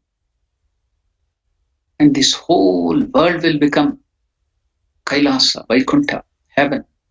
How you can transform it? You can make it a hell, you can make it heaven. It's in your hand. Give up your ego. So that's why your Haladari has been bought. Go see and how much of Haladari is there with you. Doubting, egotism, and other things that has to be removed. Apply, how to apply? The wonderful highest scripture has been shown. Ramakrishna has shown how it can be made practicable. These are not things to quote and just enjoy those scholarship. It is for living. So that's why Swami Vivekananda is using the word practical Vedanta, practical Vedanta. How can we apply the highest teaching? And Ramakrishna is showing by his life. Let us practice it. Let us apply it and make our life a heaven, not to rest after death, rest in peace and after death, but to live in peace. So how Ramakrishna is showing us how to live in peace. So we will end our conversation here. It's already 8 o'clock. We will continue the same discussion tomorrow in the morning. And some other announcements are there. Today is Sunday. Then today at 9:30, we have the Hinduism for Children's class, and then little Sanskrit study will be taught to the children. Then evening at 4:15, there will be the Satsanga. Then Monday morning again, that's tomorrow at the same time, we have the Great Master, discussion on the life of Great Master. The same study will be continuing. Then in the evening, we have the Science of Worship. Tuesday evening, we have the Vivek Chudamani, the Crush Jewel of Discrimination. Then Wednesday, we have Bhagavad Gita. Saturday also, we have Bhagavad Gita study. Thursday, Friday morning, we have the same discussion on the Great Master. Another special announcement is from 4th to the Krishna Janmashtami of this month. We have the Krishna Janmashtami being celebrated, the birth of Sri Krishna from 4th itself. So evening, we'll have the program started at 6 o'clock. It will go for 1.5 hours. And on the day of Krishna Janmashtami, it will be celebrated for 2 hours in the evening. So in that, there will be the singing of Krishna's glory. And also there will be chanting of Bhagavad Gita, shlokas, verses. And we will be also making the people to worship, do the worship in their places, in their own houses. We have sent the list of what the puja article should be there, just like the sandal paste, the flowers, the water, 2 lotus of water with the spoon and flowers. Then if you have tulsi leaf or bilva leaf, you can have it. Otherwise, nothing to worry. Akshata rice can be kept. So then Deepa, Dhupa, that is the agarbatti and lamp. With that, we will do the puja and some fruits and sweets for Naivedya or cooked food, whatever you can use. So you can do all these things, puja. If you keep it ready, every day we will meet and worship Lord Krishna for 15 minutes. So I will just tell the mantra and instruct you. You can do the puja in your own house, in your own shrine. So we can celebrate Krishna Janmashtami and prepare for the birth of Lord Krishna in this way. So all can participate in that. So from 4th, all this program will start. all are welcome to participate in these Krishna Janmashtami celebrations. So if you have any doubt, you can ask our officials. There is the email and the phone numbers. You can ask them. So we will now give some time for question and answer or clearing the doubts. Now it's the time for question and answer. If you have any questions, if you have any doubts, you can ask now.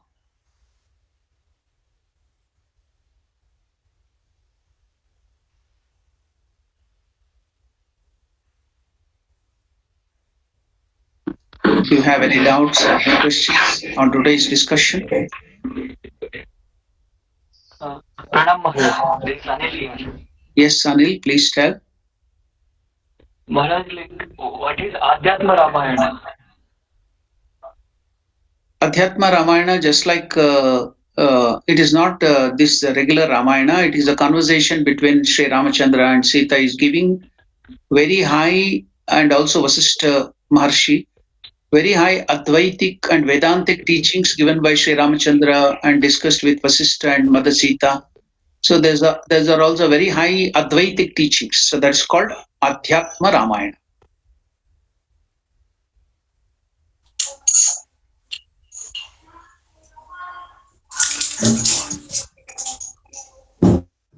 Any other question?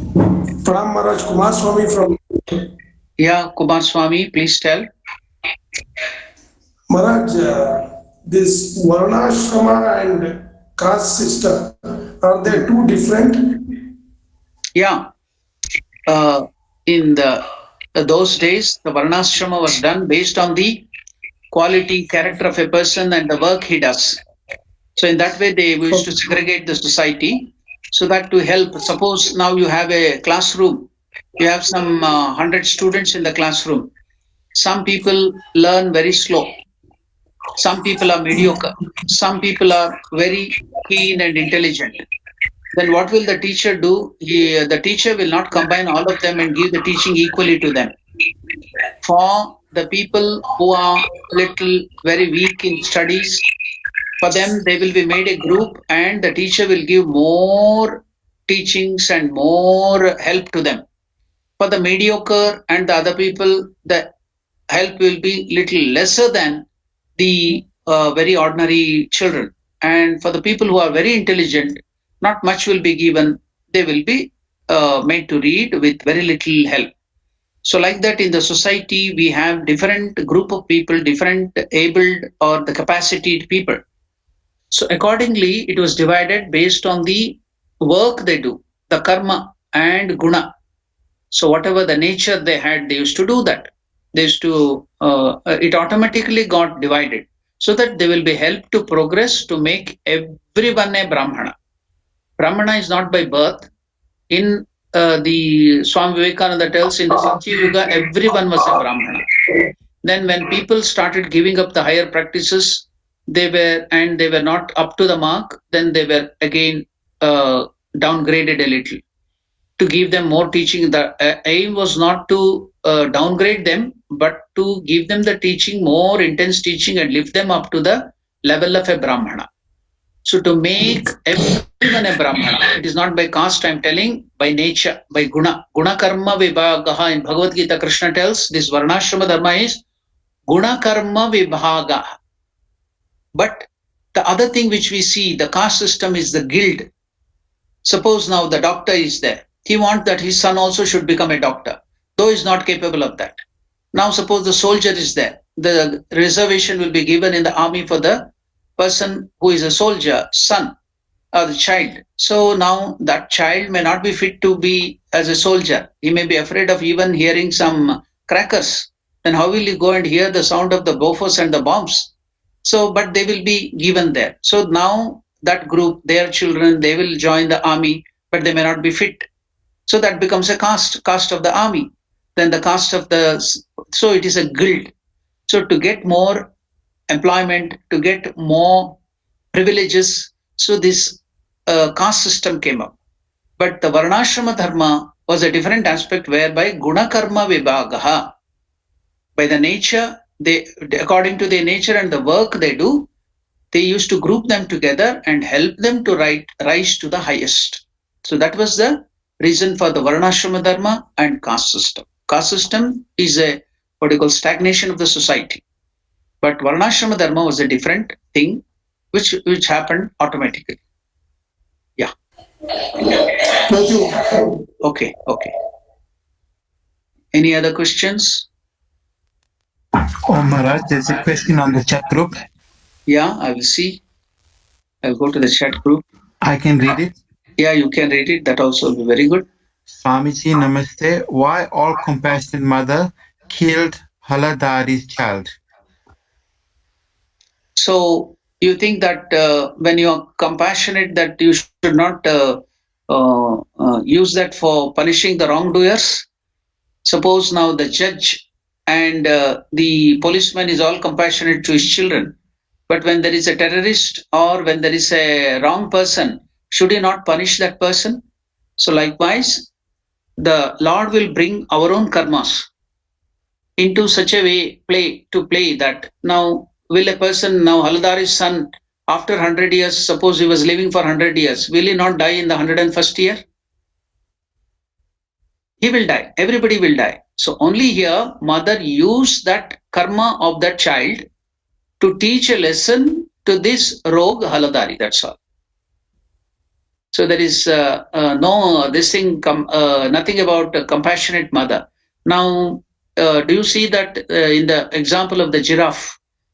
In Africa, we have this animal called giraffe. As soon as the baby is born, as soon as I'm telling, even the placenta and other things will be covered there.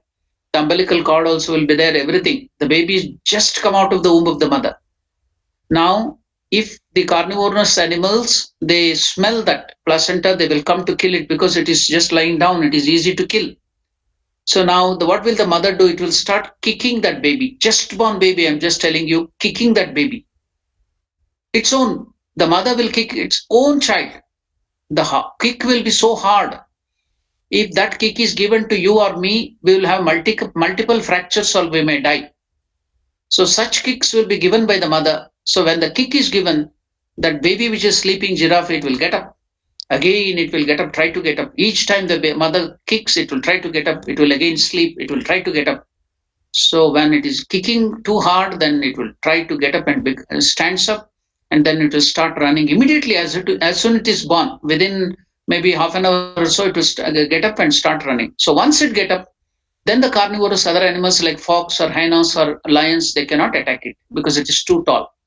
So then it can protect himself. So now, is it the cruelty of the mother? Can you call this the cruelty of the mother?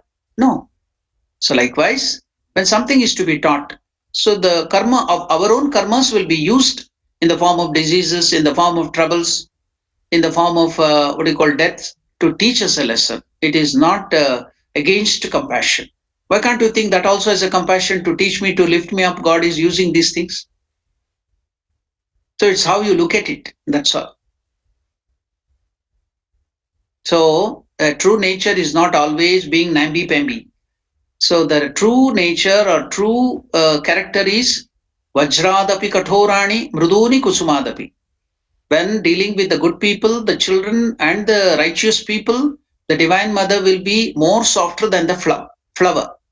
But when it comes to the Rakshasas, the Asuras, when it comes to the demons, the devils, and the cruel people, then the mother will become more harder than the diamond.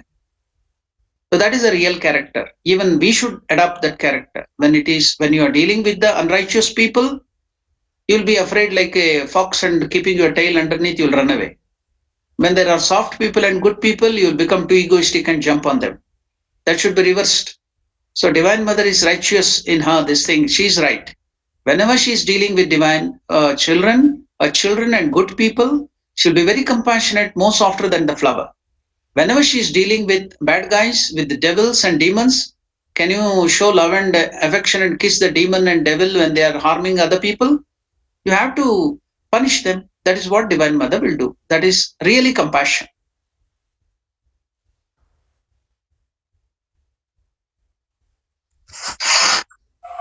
And any other questions? Yeah, in that group, please. Previous email provided was incorrect. We have received a message the following. That is not a question. Pardon? Any Maharaj, question? Maharaj, here I just wanted to ask you something. Please, mother. You starting in the this discourse, you said about keeping the mind at the Lord's feet and do all the work. Like you need only 10% of the mind to Yes, use for yes, your yes, regular mother. work. Can Yes. you help me to understand it in a little better way, Maharaj? Like Uh, how to put it into practice in our day to day. yeah, Ramakrishna has also told that in the gospel. And Brahmanandaji also in his teachings, he has given that. But again, I will make, because I can't go on elaborately telling that here. If you, what do you call, over the phone or something, I can tell that. But now, just for your question, I can tell you in a small example. Within a small example, there was one Swamiji called Niswanandaji. He was called Baba Maharaj. He's no more. He was the, for some time, head of Delhi Ashrama. So when one devotee or somebody came to his place and asked him, Swamiji, there is one famous meditation by, what do you call this? I forgot the name. It is transcendental meditation. Some Babaji was doing that. I forgot the name. So it's called transcendental meditation or Mahesh Yogi. Yeah, Mahesh Yogi's TM. It was called TM, transcendental meditation. So I want to learn that. Can you teach me what is the transcendental meditation? Then the Swami replied, I do not know transcendental meditation, but Ramakrishna has taught us transcendental meditation. And what is the transcendental meditation? So he told the story. Ramakrishna used to give this example. Suppose now, mother, did you have any time any tooth problem? Your tooth decayed or something, you had to remove the tooth, a wisdom tooth, or any tooth? Did you have any problem with the tooth?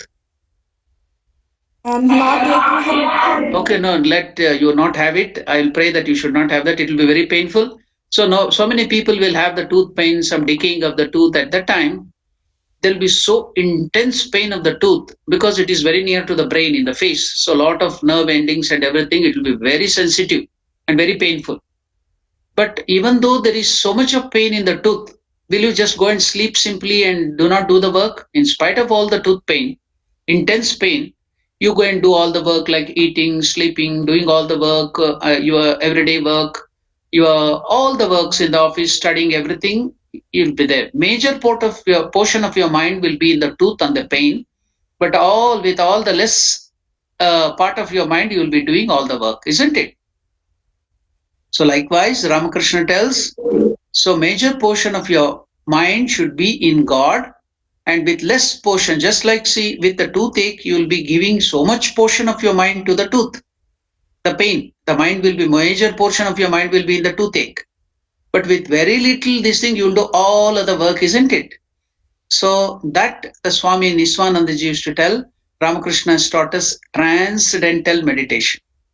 It's not transcendental meditation. This is transcendental meditation.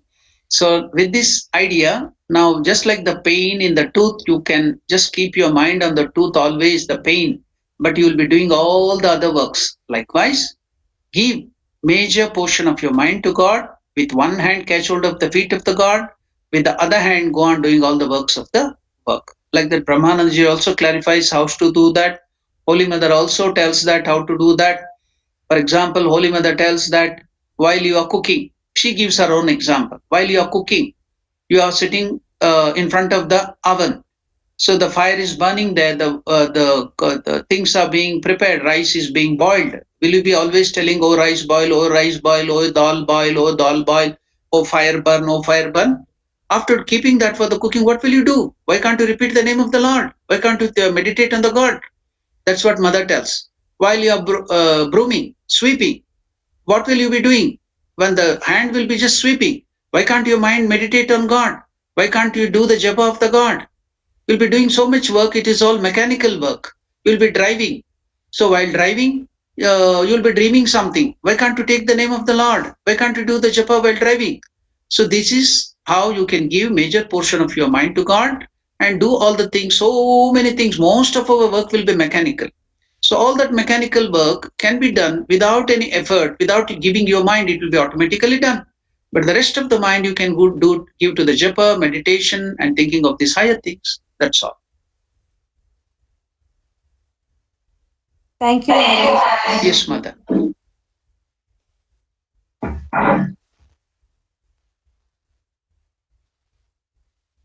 Now another doctor has asked me the question, the same question, why all compassionate mother killed Haladari's child?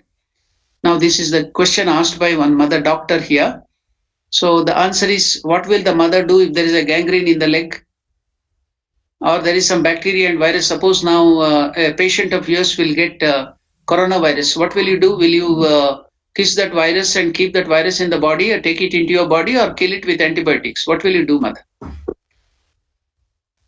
Will you give the antibiotics and will you give the medicine and kill the coronavirus, or just pet it and keep it with you, or take it into your lungs? What will you do, mother? Then will the doctor be called? Suppose there is some gangrene in my leg, the doctors will cut it. Are the doctors cruel then? To save your whole body and your life, you have to do some cutting, isn't it? That is not cruelty, mother. It's compassion of the divine. I could easily give the example because she was the doctor. Doctor has asked that question. Then what is the other this thing? Yeah, no other questions. Yeah, all the questions are over. I think if there are no questions, can I conclude it? Yeah, I'll conclude it with a prayer. Yes, ma'am. ॐ प्रियतां पुण्डरीकाक्षः सर्वयज्ञेश्वरो हरिः तस्मिन् तुष्टे जगत्तुष्टं प्रीणिते प्रीणितं जगत् हरिः ॐ सत् श्रीरामकृष्णार्पणमस्तु. Thank you. Namaste. Namaskar to all of you. Om Namo Narayana.